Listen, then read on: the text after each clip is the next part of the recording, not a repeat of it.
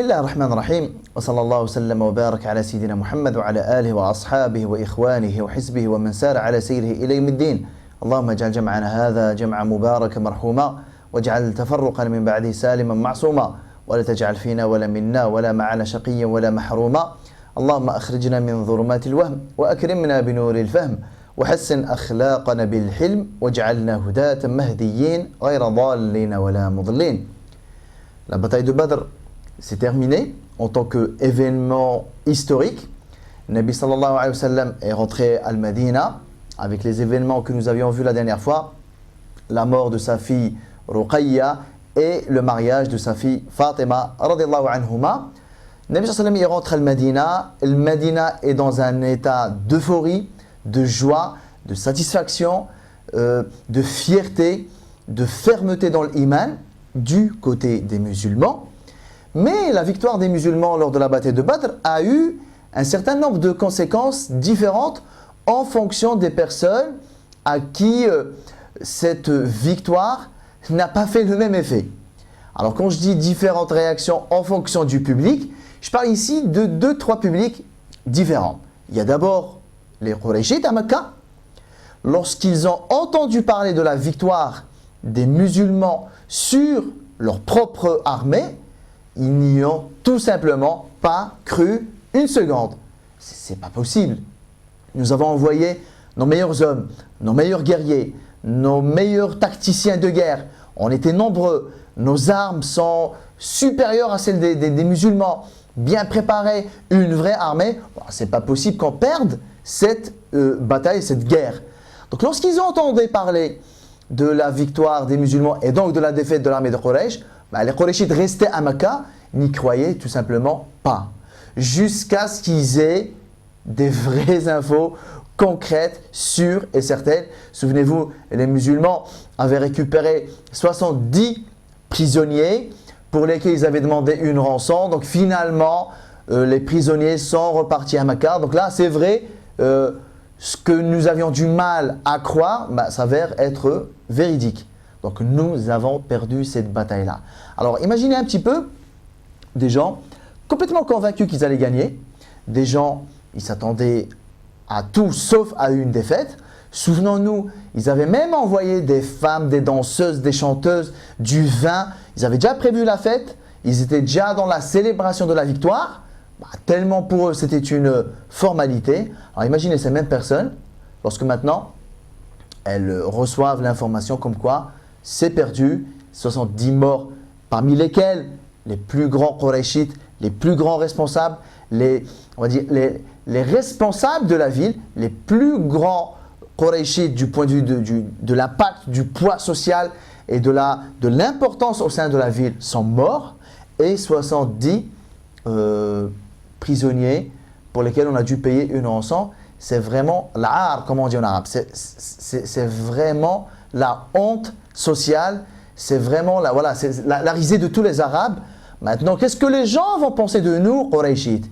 Nous qui étions un petit peu les maîtres de la péninsule arabique, nous qui portions un petit peu cette fierté de l'arabe, cette fierté d'être arabe, là on vient de se prendre la pire honte de notre histoire, de notre existence. Donc du côté de Quraysh, on arrive un petit peu à imaginer la réaction.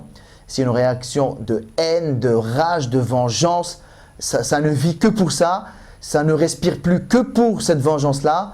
Il y a un objectif et pas un deuxième, c'est venger les morts, venger cette défaite, venger cette honte sociale et cette désillusion que Quraysh s'est mangée parmi et au sein de toute la péninsule arabique. Alors la réaction de Quraysh, on peut la comprendre, on s'y attend un petit peu, il n'y a pas de souci. D'ailleurs, c'est cet esprit de vengeance qui a animé Quraysh juste après la bataille de Badr qui va provoquer la bataille de Uhud, sur laquelle nous reviendrons, Inch'Allah Ta'ala, en temps voulu. Alors première réaction, c'est celle de Quraysh, c'est bon, on peut la comprendre. Il y a eu une autre réaction. La réaction des autres tribus arabes. En dehors de Quraysh, les autres tribus arabes, les Bédouins, aux alentours de Medina, les différentes tribus arabes un peu partout dans la péninsule arabique. Leur réaction à eux, ces Arabes-là, c'est la prudence. Qui l'aurait cru, franchement, que cette petite poignée de personnes sorties, jetées même de Makkah il y a à peine 2 ans, sans aucune expérience militaire réelle, sans grande préparation, peu nombreux, avec pas beaucoup d'armes, etc. Qui aurait cru que cette petite minorité jetée de Makkah il y a à peine 2 ans allait réussir à renverser l'armée de Quraysh, réputée nombreuse, réputée guerrière, réputée vraiment forte. Du coup, ces Arabes-là, ils étaient un petit peu sur leur garde. Le mot d'ordre, la prudence. On ne sait jamais. Donc, vigilance maximale. Et ça a eu comme conséquence directe, on n'a pas spécialement envie de nous embrouiller avec ces musulmans. Ça a comme conséquence directe, c'est que le commerce nord de la péninsule arabique, donc qui va de Makkah entre autres, et qui va en direction de la Syrie, passe par el Médina. Or, el Médina maintenant, elle est sous contrôle militaire, donc musulman. Donc les autres tribus arabes, on ne cherche pas trop de problèmes pour l'instant. Ils ont cherché des problèmes un peu plus tard dans l'histoire du prophète sallallahu alayhi wa sallam. Mais actuellement, nous, on n'a pas envie de nous envoyer à quelqu'un. Nous, on n'a rien avec Quraysh. Mohammed, nous, on ne veut pas du mal. Vis ta vie, nous, on vit la nôtre. On ne veut juste pas que notre commerce à nous subisse un petit peu ce que Quraysh ont subi. Voilà, nous, on ne veut pas de mal actuellement, officiellement, extérieurement, publiquement en tout cas. Donc, s'il te plaît, voilà, nos caravanes, vous les laissez passer tranquillement. On ne vous a rien fait, donc vous n'avez aucune raison d'attaquer nos caravanes. Donc, il y a eu cette réaction-là. Troisième réaction, et là, on va dire que c'est une réaction un peu commune entre deux populations a priori distinctes, mais au final, du point de vue de leur réaction et leur comportement, comment ils ont réagi à la victoire des musulmans face à Quraysh, on s'interroge s'il ne s'agit pas, en quelque sorte, de la même population, de la même nation et du même public. Les hypocrites à Al-Médina et les juifs à Al-Médina. Alors je dis hypocrites, mais disons que jusque-là, ce n'étaient pas des hypocrites. Souvenez-vous, lorsque nous avions abordé l'arrivée du prophète sallallahu alayhi wa sallam à Al-Médina et qu'on avait un petit peu disséqué la démographie médinoise, on avait dit qu'il y avait les musulmans, parmi les Ansar. La population médinoise, elle comporte qui? Elle comporte les musulmans, parmi les Ansar, des deux tribus de l'Aous et de l'Khazraj. Ça comporte des juifs de différentes tribus. On les verra, Banu Qaynuqa', Banu Nadir et Banu Qurayza principalement. Et des polythéistes. Des Arabes polythéistes qui ne sont pas convertis, qui ne sont pas devenus des Ansar. Des Aoussi et des Khazraji qui ne se sont pas convertis. Donc le Médina, c'est ça. Il y a quand même une grande majorité, une grande domination musulmane, avec une minorité juive et une minorité polythéiste, on va dire pas significative, 3 fois rien, ça n'a pas de poids, ça n'a pas d'impact au vu de l'arrivée des musulmans, du prophète sallallahu alayhi wa sallam, des Mécois, des émigrés musulmans et des musulmans parmi les Médinois. Donc là, il n'y a pas d'hypocrite. Il y a des musulmans, des polythéistes et des juifs. Après la victoire des musulmans lors de la bataille de Badr, on a cette catégorie des polythéistes médinoises, ces polythéistes médinois, qui ont commencé à se poser quand même quelques questions.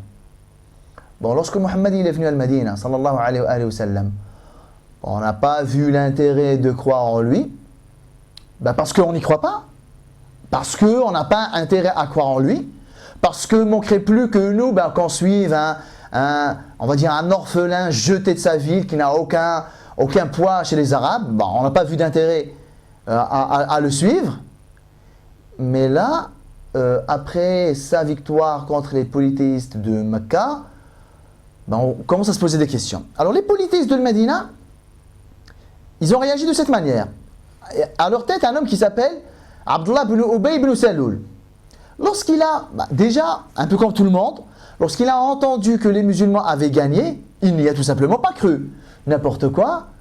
Il comptait trop sur le fait que Quraysh réussisse à vaincre les musulmans pour que lui il sauve un petit peu sa face avec Quraysh. Et Quraysh, je suis des vôtres, hein. Moi j'ai jamais cru en cet homme, pas vous croyez je ne sais quoi, j'ai toujours été un de vos défenseurs, la preuve, j'ai jamais cru en cet homme, je suis l'un des vôtres.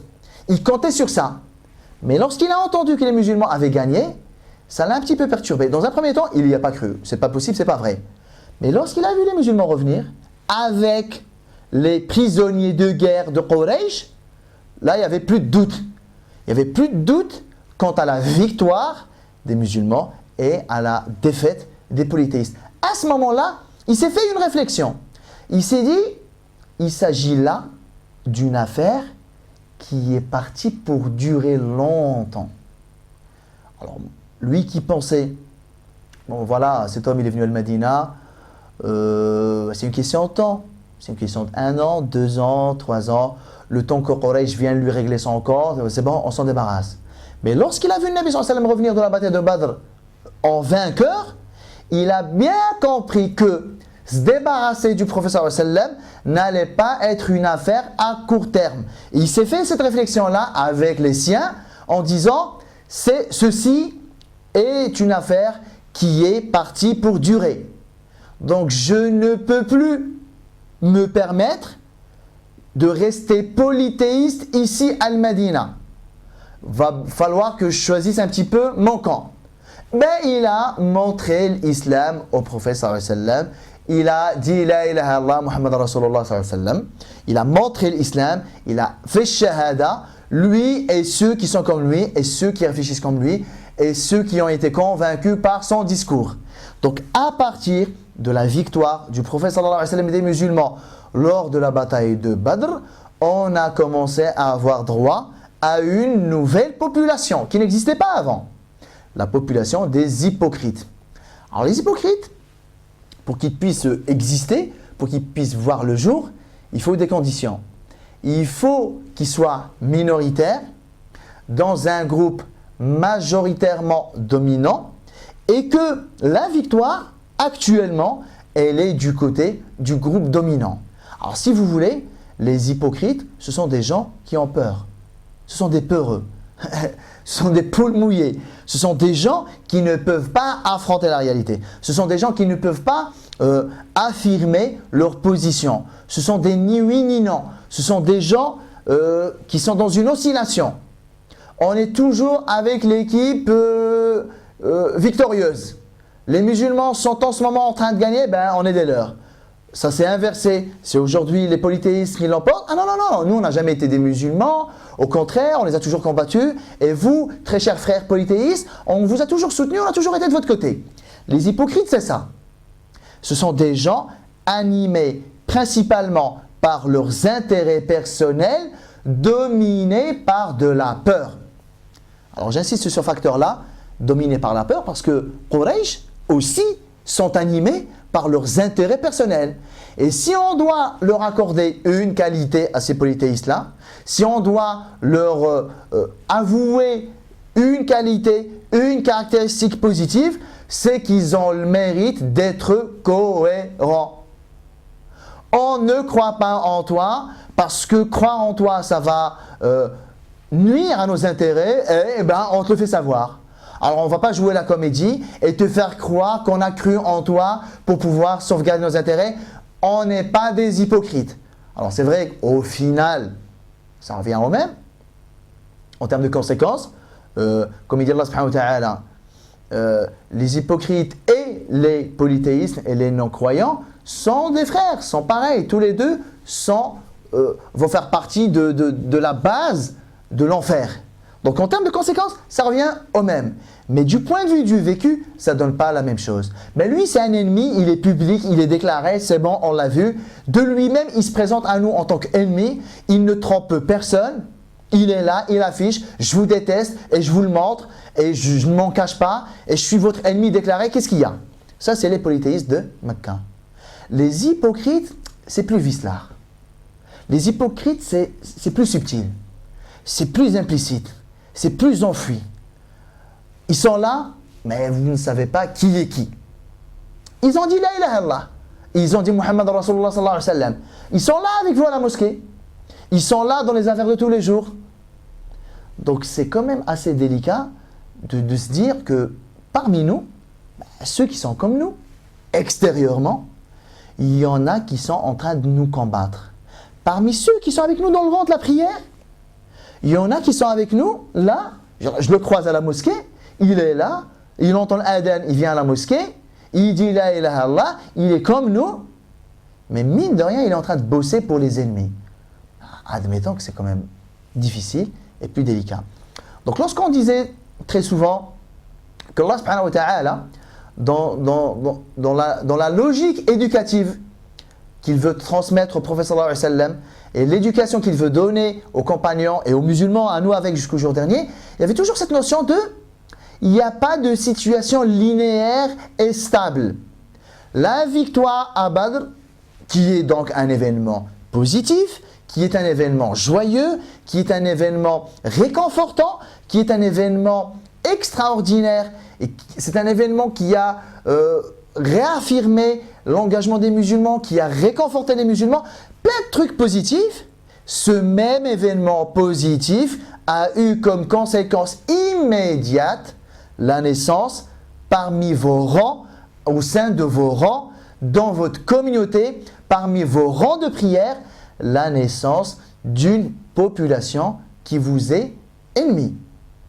Mais vous n'avez pas beaucoup de possibilités, presque pas du tout même, de possibilités de les détecter, de les déceler. Même s'il y en a parmi eux, et on va le développer Inch'Allah dans les vidéos suivantes et à venir, certains d'entre eux ont clairement et concrètement craqué, ils ont montré à quel point ils étaient hypocrites. Mais dans l'ensemble, un hypocrite, tu ne peux pas trop le savoir.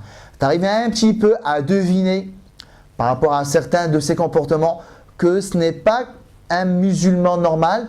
Il a un comportement qui laisse sous-entendre qu'il n'est pas vraiment comme nous, mais tu n'as juridiquement pas le droit de le considérer comme un non-croyant parce qu'il dit la ilaha illallah comme toi 10 fois, 100 fois par jour.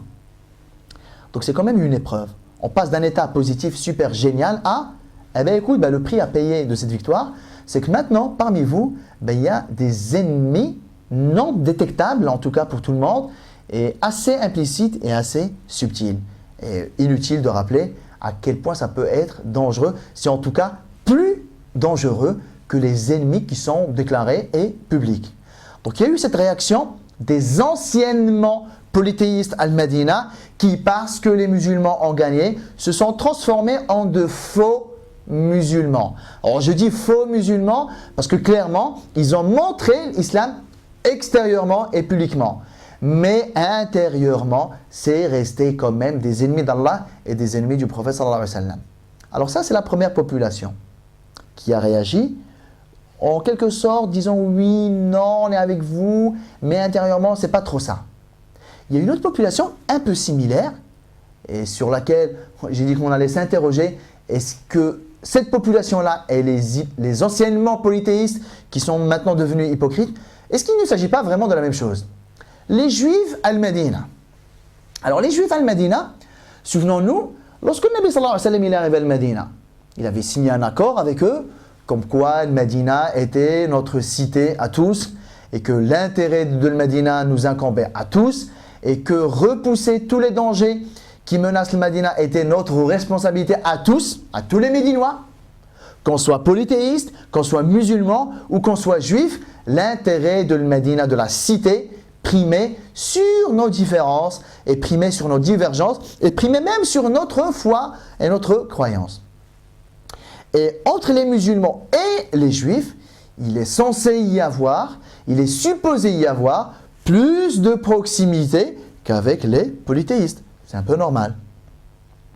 Vous avez des gens, ce sont des rebelles contre Allah subhanahu wa ta'ala, n'importe quoi.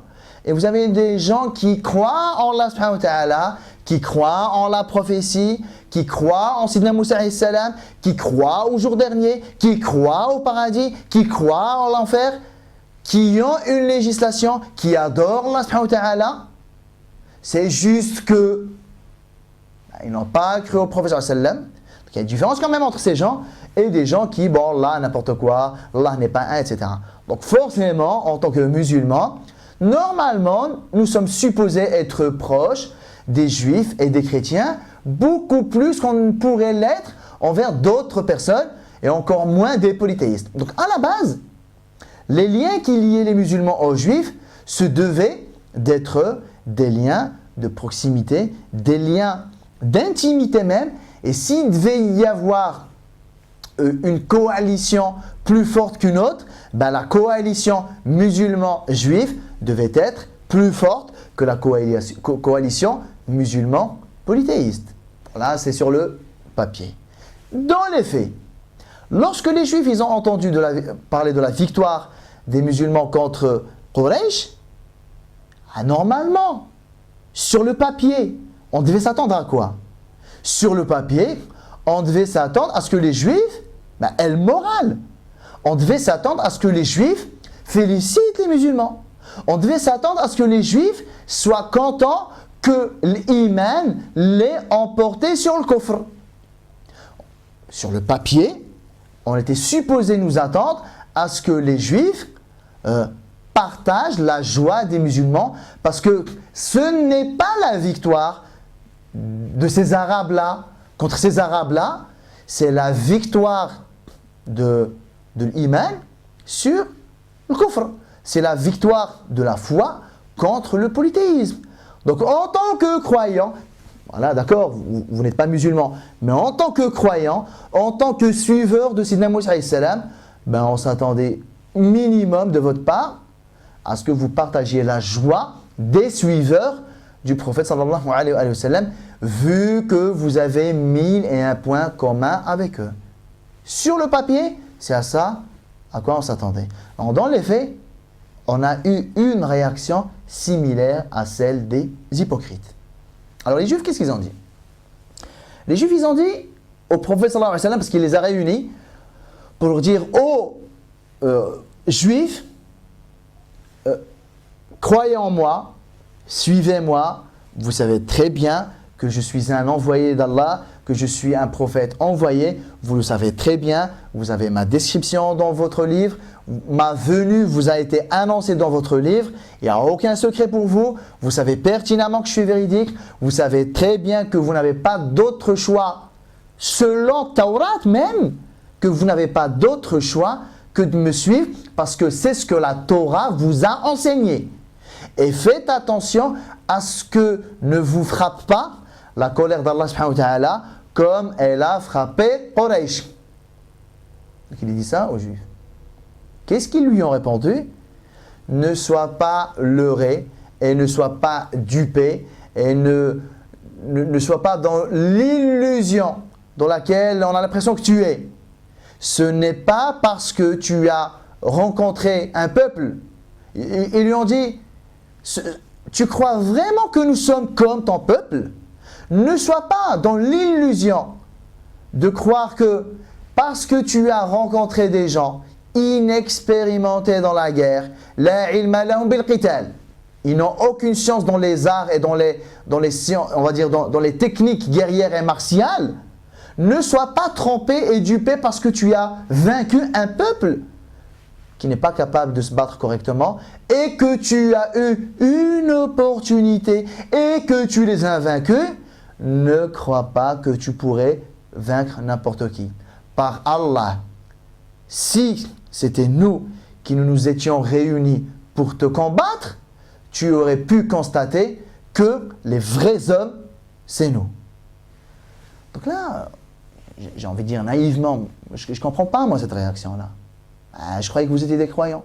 Je croyais qu'un croyant, qu'il soit juif, qu'il soit chrétien, qu'il soit musulman, mais il a quand même le moral de savoir que l'iman l'a emporté sur le kufr. Donc je ne comprends pas votre réaction là. Naïvement comme ça, en tant que musulman, en tant que croyant, je n'arrive pas à comprendre. Comment des gens qui croient en Allah, croient au jour dernier, ok, avec des divergences de foi, on est d'accord, mais quand même des gens qui ont un lien avec Allah subhanahu wa ta'ala, un lien bon, un lien mauvais, mais qui ont un lien, des gens qui ont un lien avec le Nubuwa, avec Sidna Moussa alayhi salam, avec les autres prophètes, avec Sidna Daoud, avec Sidna Isa, etc., etc., etc. Comment des gens qui sont liés à tous ces prophètes alayhi salam, des gens qui ont une foi, des gens qui ont une vie spirituelle qui ressemble à bien des égards à la nôtre, comment ils peuvent avoir la rage de notre victoire? Dégoûtés même. Ils étaient dégoûtés de savoir que les musulmans avaient gagné. Donc là, on se dit, attends, on ne comprend pas trop là.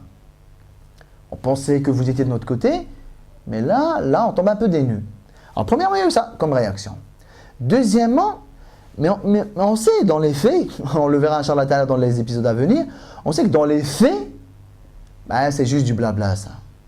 Et que c'est comme les polythéistes qui avaient Al-Madina, c'est des grands peureux. Lorsque les choses se sont vraiment corsées, non, ils ont regretté. Ah non, on n'a rien dit, non, voilà, on regrette, s'il te plaît, sur le coup.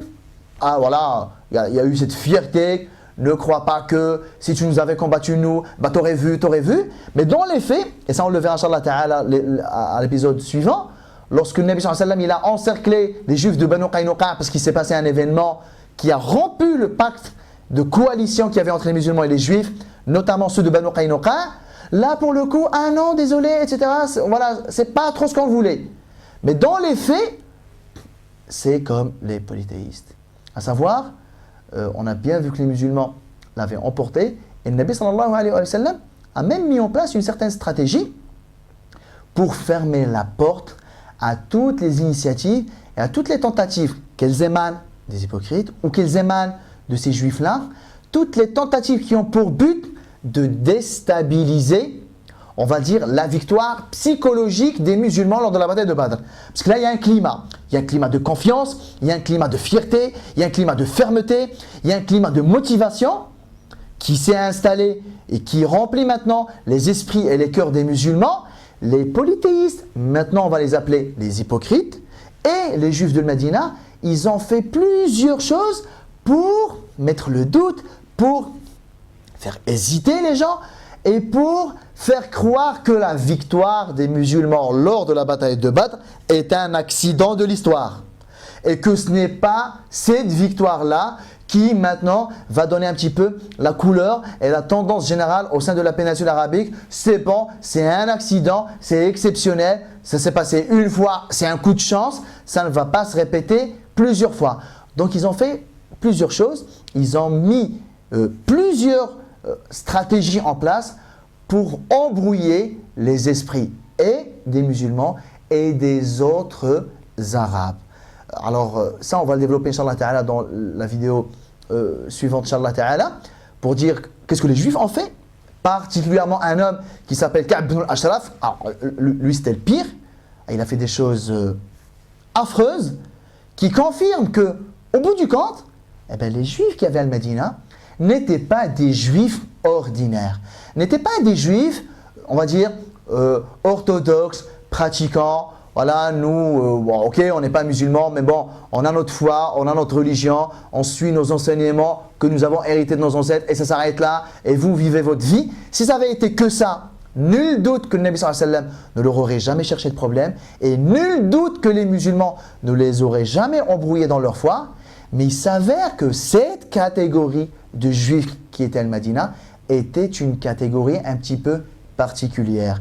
Une catégorie animée par des intérêts économiques, une catégorie de juifs animés par des intérêts plutôt économiques, plutôt politiques, qui n'avaient que très peu de liens avec leur vraie religion, avec leur vraie foi. Et on voit que le Nabi sallallahu alayhi wa sallam, il ne s'est pas fait avoir dans ça, il a fait la part des choses. Et même Allah Ta'ala, il a été très explicite sur ça. Allah Ta'ala ne vous demande pas de prendre en animosité ceux des gens du livre qui ne vous ont pas causé de problème et qui ne vous ont pas combattu et qui ne vous ont pas chassé de vos demeures. Sur ça, il n'y a pas de souci. Mais il s'avère que dans les faits, ces juifs-là ont trahi le pacte. Dans les faits, il s'avère que ces juifs-là ont joué la carte à l'envers avec le Nabi sallallahu alayhi wa sallam et qu'ils ont voulu du mal aux musulmans, qui ont voulu du mal au prophète sallallahu alayhi wa sallam et qui se sont même alliés avec les polythéistes de Quraysh, ce que même certains polythéistes de Médina n'ont pas fait. Alors, excusez-nous de nous dire que vous n'êtes pas des juifs ordinaires, mais que vous êtes des juifs partenaires et alliés des polythéistes, ce qui est indigne d'un juif croyant, pratiquant, ce qui est indigne d'un juif qui suit les enseignements de sa propre religion. Alors on reviendra sur tous ces événements-là lors de l'épisode prochain, Inch'Allah Ta'ala. والله تعالى أعلم، وصلى الله وسلم وبارك على سيدنا محمد وعلى آله وأصحابه أجمعين، والسلام عليكم ورحمة الله تعالى وبركاته.